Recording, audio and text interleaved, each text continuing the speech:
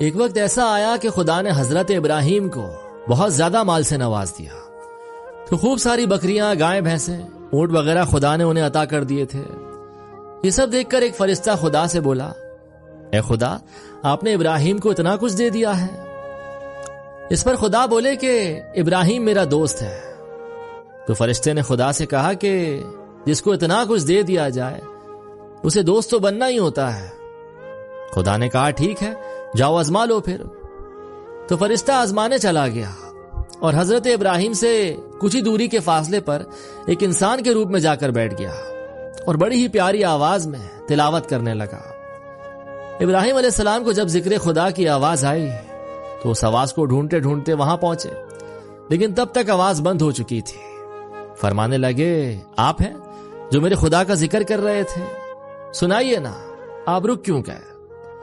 تو اس نے منع کر دیا اور بولا بس اتنا ہی تھا، اگر آپ کو سننا ہے تو اس کے بدلے آپ کو مجھے کچھ مال دینا ہوگا۔ ابراہیم علیہ السلام بولے کہ بولو کیا چاہیے؟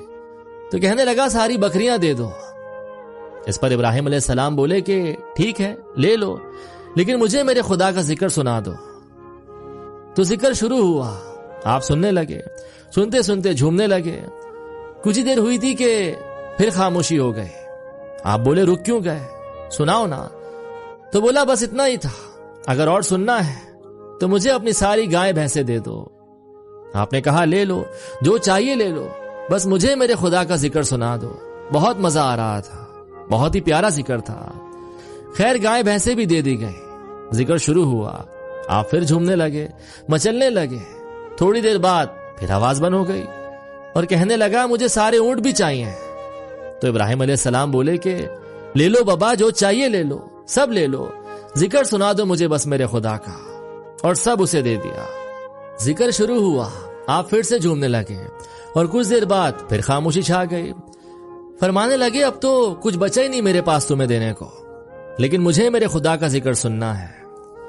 تو بولا میں کچھ لیے بغیر نہیں سنا سکتا۔ اس پر ابراہیم علیہ السلام بولے کہ آپ نے اتنا جو جانور لیا ہے اس کی دیکھ بھال غلامی کے لیے کوئی بندہ تو آپ کو ضرور چاہیے ہوگا، تو میں آپ کا غلام بننے کے لیے تیار ہوں، بس مجھے میرے خدا کا ذکر سنا دیں، مجھے بہت اچھا لگتا ہے۔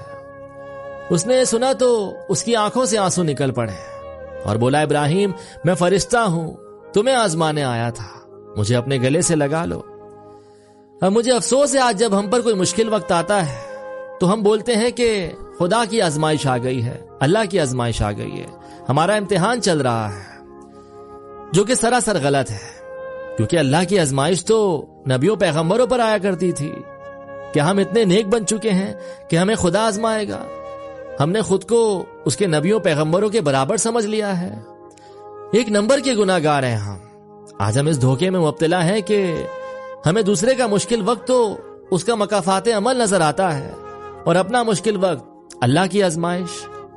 اللہ تعالی ہم سب کو نیک راہ پر چلنے اور سوچنے سمجھنے کی توفیق عطا فرمائے۔